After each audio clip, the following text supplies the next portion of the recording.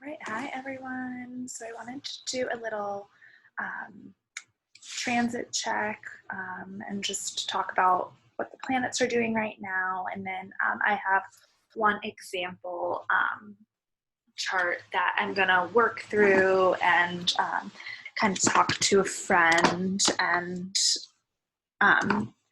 about some things that she was talking about that she was currently experiencing, and maybe like look at her chart next to the transits, and then give other people kind of like a guide on how they can look at the transits, as well as their personal human design chart. Trying to get that out of my way. Perfect. All right, so this is this is a human design chart. If you're not familiar with human design, that's okay. It is an esoteric system. It uses astrology, the I Ching, Kabbalah, quantum physics, and the chakra system, like all sorts of different things. And it makes a chart. And so I'll show you an example chart. Like right now, it is just where all of the planets currently are, whereas your own personal chart will be all of the planets where they were the moment you were born, which will be this black column here, and then 3 months approximately before you were born, you have a design birthday, and that'll be this red column here. But right now, there's no design date for the planets. It's just where they are. But they are making some connections, and so that is all of the planet movement is affecting you, but specifically these connections are gonna have some bigger impacts collectively. So I've talked a lot to my community about this specific connection. It's been happening for a while. Uranus is in gate 24, and Saturn and Pluto are both in gate 61, and gate 61 deals with inspiration, sanctity, whereas 24 deals with silence and innovation. And so this is connecting the head and the ajna. So think about it like chakras, the crown, and the third eye chakra. So this is like where we get downloads of inspiration. I think this is really connected. This specific, the head center is really connected to like the spiritual realm, God, whatever you would use for those terms. And then the ajna is going to deal with your mind, so your thoughts, the way you conceptualize things. And everyone's own personal chart is going to look a little different. You'll see that I actually have my head and my ajna are defined through that channel that's being defined right now from Pluto and Saturn and Pluto, Saturn, and Jupiter. Is that what I said? Why am I struggling with that?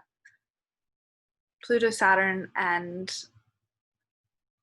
Uranus. My bad. Jupiter was up there a little bit ago. And I have it through Saturn and Venus.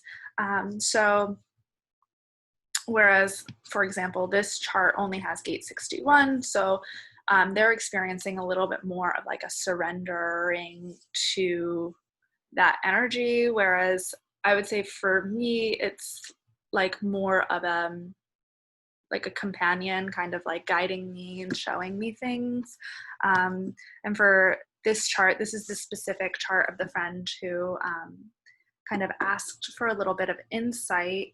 She doesn't have any of those connections. So for her, and for many of you, you might just be experiencing lots and lots of downloads. And so you have to think about, what do the planets Pluto and Saturn and Uranus, what do they do? So Pluto's about transformation. It's about death. I mean, look at the planet. We're transforming. Things are dying. That's coming through the gate 61 about sanctity. And the shadow of this is psychosis. And I think that we've talked a lot, at least like a lot of my teachers have talked a lot about like collective psychosis and just sort of like the disconnect between people right now, and this kind of idea that we could be like causing so much harm to like one group within society and act like that is like totally normal and okay. That's like a symptom of psychosis, and really being able to reflect on that within ourselves. And Saturn is also there, and Saturn's the planet of karma, and like Saturn was retrograde there for a while, and it moved direct in this gate when it moved direct a few weeks ago. And so there was a lot of like karmic rebalancing happening there as well. And we're moving forward with Saturn, and we're going to move into Aquarius and in a few months, and we'll see some different nuances there. But this specific channel is going to be active, I think, through the end of the year. And so Uranus is in that other, and Uranus is still retrograde, and it's retrograde in this gate 24. And gate 24, like I said, is about innovation and silence. And its shadow is addiction. And Uranus is the planet of like chaos, and it brings, it really shows you like in your own chart. I know it's kind of like that energy that's like, it's the ruler of Aquarius. So for me, it's definitely a very unique energy. It has its own sort of like style, and it's very just like, it's a little bit weird. It's a little bit of like a thunderbolt. Think of like the Tower card in tarot. That's how I think of Uranus. And this is a Taurus energy. And so Uranus and Taurus is like really causing like chaos and change on the planet. So that's happening. That's been happening for a while. And this other connection is the channel of preservation and design of custodianship. And I actually looked up what a custodian was, and it's kind of like a guardian, a gatekeeper of sorts. And so this energy is being magnified by the earth. And so human design does take into account where the earth was in the zodiac wheel, which I think is a really important piece. And it's always going to be directly opposite the sun, which makes perfect sense. If you think about that, the sun was opposite of where the earth was in the zodiac wheel. And so the sun's in Scorpio, and the earth is currently in Taurus. And so the earth energy is always helping ground whatever the sun energy is. And so I know the sun energy currently is in gate 28, which is also coming off this spleen here. And that's about like totality and immortality. And then gate 27 is about caring. And then gate 50 is where Mercury just is retrograde, and it just retrograded back into this gate of harmony. And so this will be activated for probably the next 4 days, just depending on if anything goes into gate 27 after the sun and the earth move again. And so I want to actually look at what the shadows. So I'm using Richard Rudd's Gene Keys book to help me just know what the energies are. So gate 50, the highest frequency of gate 50 is about harmony. The gift of it is equilibrium. And the shadow itself is corruption. So the two extremes of that are overloaded and irresponsible. And so really just like with your, what is Mercury, right? Like what does Mercury rule? And it's ruling our communication, it's ruling travel, our thoughts. And so noticing this shadow pattern of corruption, right? So think about what's happening in the world right now, think about what's happening in your personal life, think about corruption. And then you can split this into two extremes. And the first is the repressive extreme, and it's being overloaded. And the reactive extreme is being irresponsible.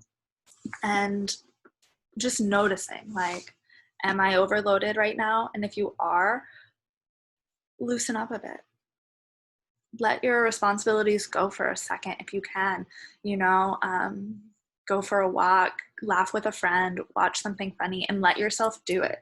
That will promote then the gift frequency of equilibrium back into your life and into your thoughts.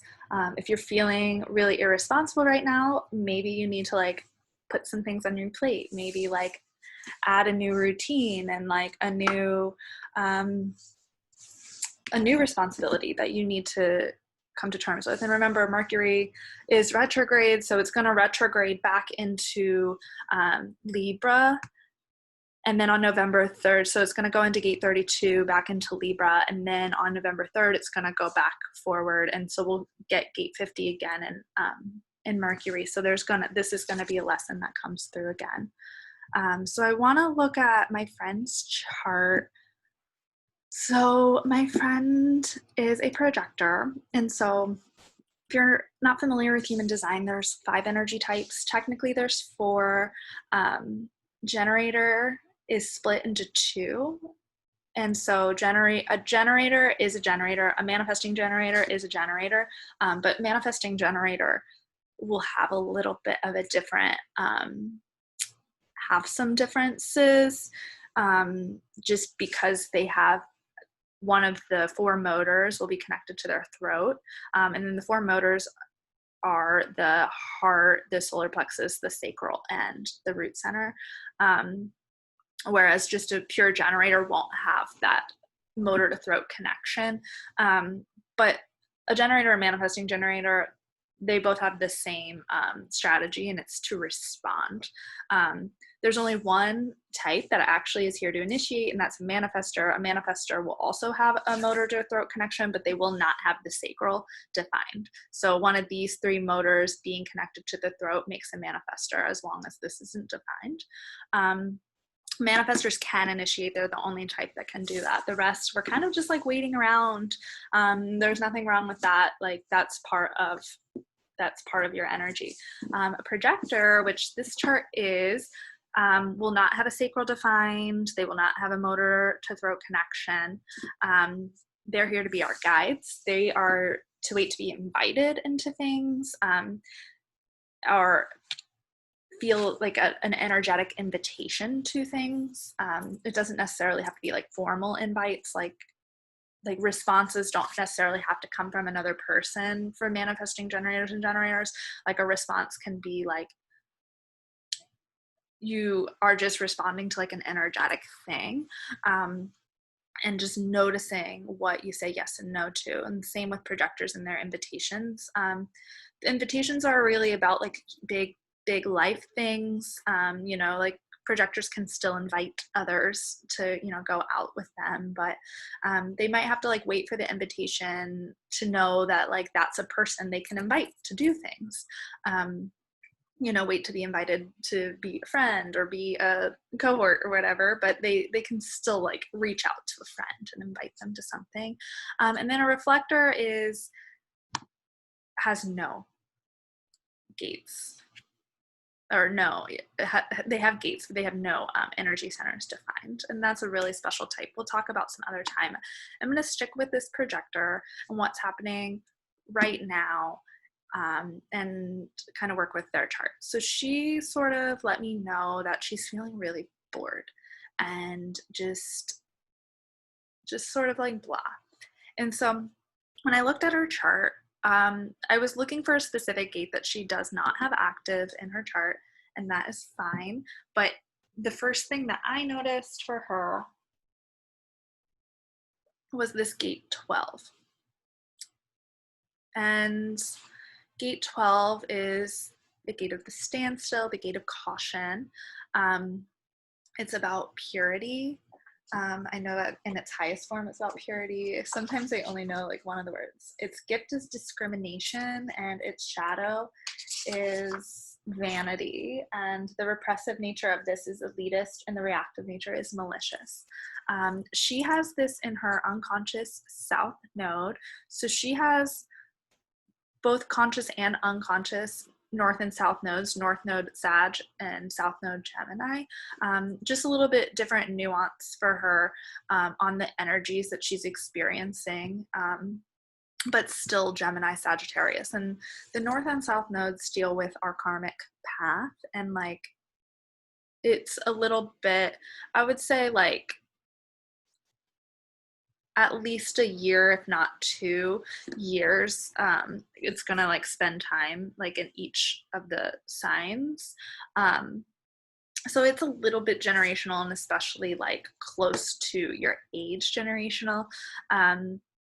So the south node's kind of like where what your gifts were in a past life, and so you're going to be like very familiar with those gifts. For example, I'm a Leo south node, so like I'm very familiar with my own individuality and like using that as a, as a gift, and when I'm with other people. But I'm on an Aquarius north node path. So in this lifetime, I'm here to use my individuality to be part of the group, not just like for myself. So Gemini South Node would be like gifts of communication, gifts of like learning lots of different things and being kind of like a jack of all trades type. Whereas the Sagittarius, with the Sagittarius North Node, that's going to add like this layer of needing to like use those gifts of communication maybe more for like spiritual purposes. And this friend did mention that she was feeling a little bit like of a lack within herself of doing her, she mentioned her gratitude practice. And so like with that Sagittarius North Node energy that she's stepping into, I would offer that that would be a really good thing to just like challenge herself to do more. Don't do it every day if that overwhelms you, but every other day just like sit and write and think of all the things she's grateful for. And this specifically really resonates with me for her because she is 27 and she's currently actually experiencing an opposition in her nodes.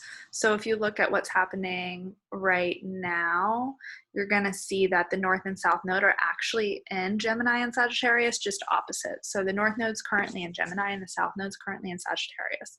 So right before your Saturn return, you kind of experience this nodal opposition. I had no idea this was happening. I mean, maybe I had an idea it was happening when it was happening for me, but I feel like for me, it was more of a thing I was able to look back on during my Saturn return, and my moon nodes were really, really apparent for me, especially during my Saturn return. And so she's currently experiencing this opposition happening, and Saturn return is kind of like this really important like rebirth moment for you. This happens around the age of 28, between 28 and 30, and Saturn is the planet of karma. So we are all here, I believe, for a purpose. Like I believe that I have a purpose. I believe every person I meet has purpose. I've always sort of resonated with that. And I know some people don't, but that's for me. And, I really believe that there is meaning to the experience. And so Saturn is going to really show you if you're living that purpose, or it's going to show you where you're not living that purpose. And big life events tend to happen in people's Saturn returns. For example, my partner passed away. Some of my friends got married. Some of my friends made really big moves. My parents got married and had a child. Big things. And, it can be really difficult. And I think that nodal opposition is important and beginning to kind of like show us, like I said, like this is our karmic path. So it's starting to like show us like, hey, these are the places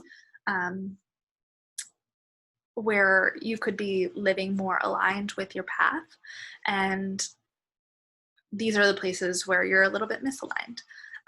So I'm going to show you something really cool. So this is my friend without anyone else around her, right? This is her energy. This is her blueprint. This is what she puts out into the world.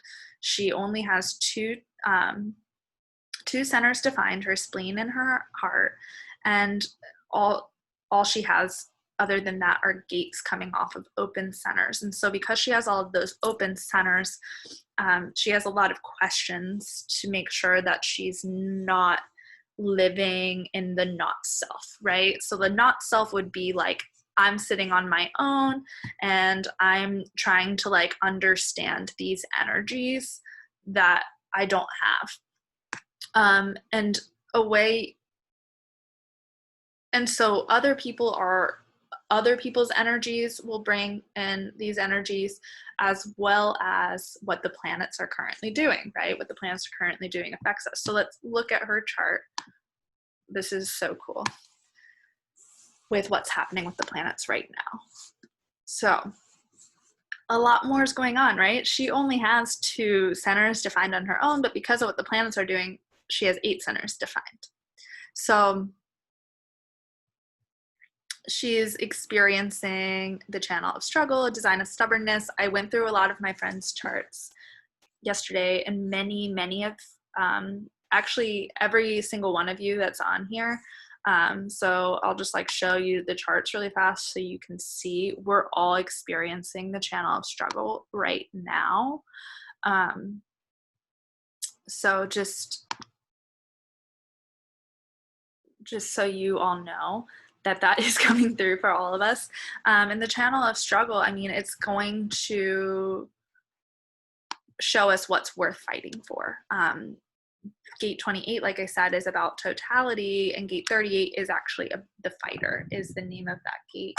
And you know, what is worth fighting for? And I think like that's coming up in the collective so much right now, is like all of these things are coming to the fore, and it's like, okay, like, is it worth fighting for my own, for just me, or like, do I need to be like standing up for others within the collective, you know? And everyone's gonna have a different feeling on that. So she has this channel, this is her, you know, gate 26 is activated, but you know, she has the full channel. So gate 26 is just, you know, showing her some things with her north and south node. She's experiencing this just because of where the planets are. She's experiencing this just because of where the planets are. And then she is experiencing the channel of openness because of her south node in gate 12, as well as Neptune, who is also retrograde, being in gate 22. And so this was activated for all of us over the summer. And now she's just kind of experiencing this on her own, and she's experiencing it as an electromagnetic channel. And so Neptune is the planet of illusion and spirituality. And gate 22 is about grace. It's about graciousness. And, you know, it was like even cute that she said, specifically, I haven't done my gratitude practices, because Neptune might be nudging her towards that. But the shadow of 22 is dishonor. And so noticing when we dishonor ourselves or dishonor our path, and there's nothing wrong with dishonor, it just shows us the way of grace, but the 2 extremes of it are proper and inappropriate. And so I have this in my own chart. So I experience this in terms of my own well-being, and I can be inappropriate, but I can also be like too proper, and they're here to balance each other. And by balancing those two extremes, you can open up to the gifts of graciousness and grace. And I love that that one is in Neptune right now. Neptune is ruled by Pisces, so it's right at home, even though it's retrograde. It's where it wants to be, though, and it's going to be there for a little bit longer, I think. I believe Neptune's still retrograde. I get so confused on all of the planets are all doing. There's so much going on. It's Neptune retrograde. Yeah, it will move direct on November 28th. So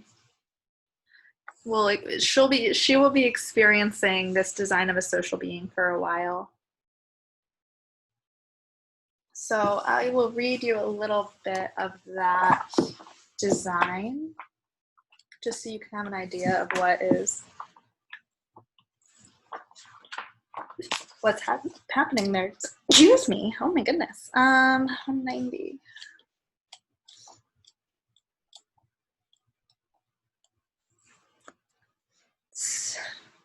Wow.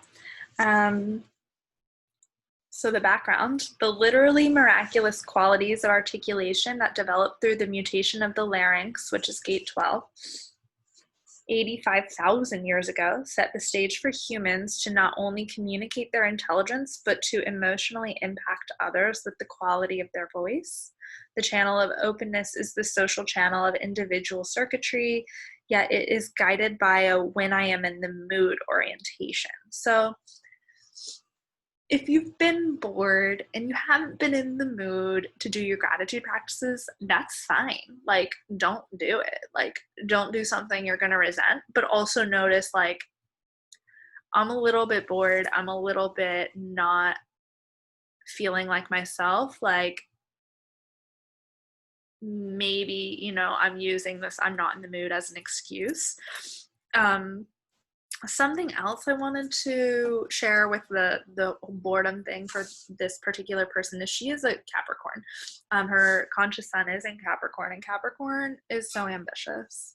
And I know that this girl is ambitious. January 7th people, I have an affinity for them. They're ambitious people. And remember, though, to celebrate your ambitions and to celebrate your successes, and that, you know, we are in the season of the harvest. We're not really in the season of like planting seeds and like doing more quite yet. You know, we're in the season of harvesting and like saying, wow, like I did that this year. And we're entering into, and we're preparing now for the season of winter, the season of like death and like renewal. And there, you know, there's a lot of like stuff that's like happening below the surface in order to get you to the next level. And it's not necessarily always about like those big, like exciting things, even though those are the things that we work towards for sure, but they're not like the end all be all. Like some days it is boring, some days it is just doing the mundane. I've been really trying to and enjoying and honoring just like the simple act of like doing my laundry, the simple act of like keeping my house in order, putting things away when I'm finished with them. You know, like honoring what I already have in order to call in more. So yeah, those were some big things for this specific chart I wanted to share with her.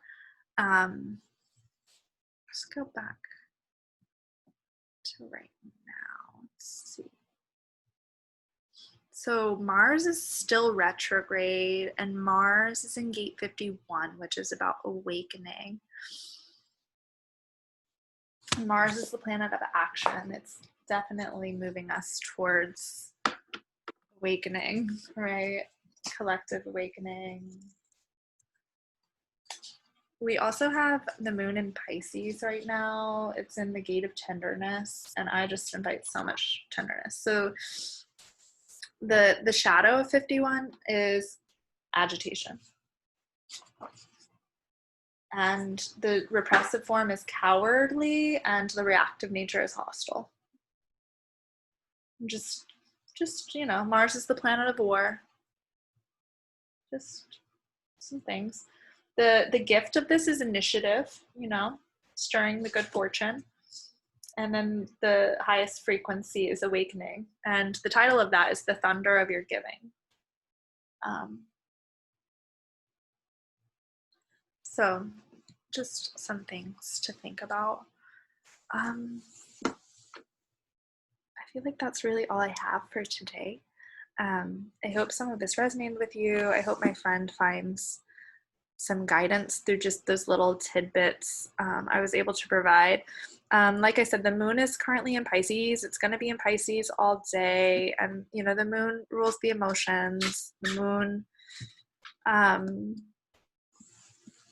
moon is currently in its gibbous phase. It's preparing to be full. So it's starting to like reveal the things, right, that the full moon is going to like totally reveal and help us see in order for us to like really manifest and move on to the next level. I think this moon specifically is like really, this full moon cycle is really feeling about finally releasing patterns that we've been like just like harping on with ourselves. Like, so for me, for example, like I have this like pattern of like knowing like what I put in my body is like really important in how I feel. And I finally cut out alcohol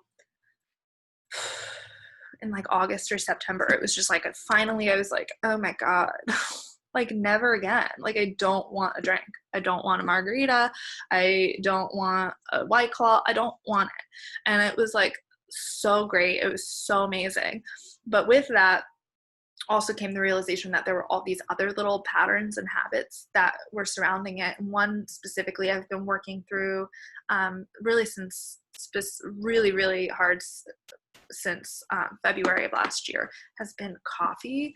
And I really, though, like I kind of am starting to see like, okay, this is exactly how you'll replace that pattern.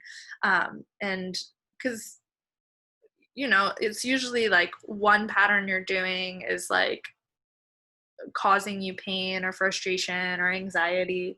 And you just keep doing it over and over again, but like you can't really just like cut out the coffee. You've got to get to the root. Like, what is it? And then the other day I was like, oh, like I didn't start drinking coffee until like I had been drinking for a few years.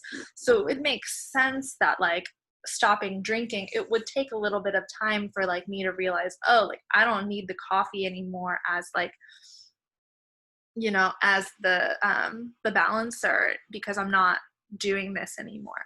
And so, yeah, just really with this moon phase where we are with the waxing gibbous, we're starting to see. So with the moon being where it is right now, offering yourself lots of tenderness.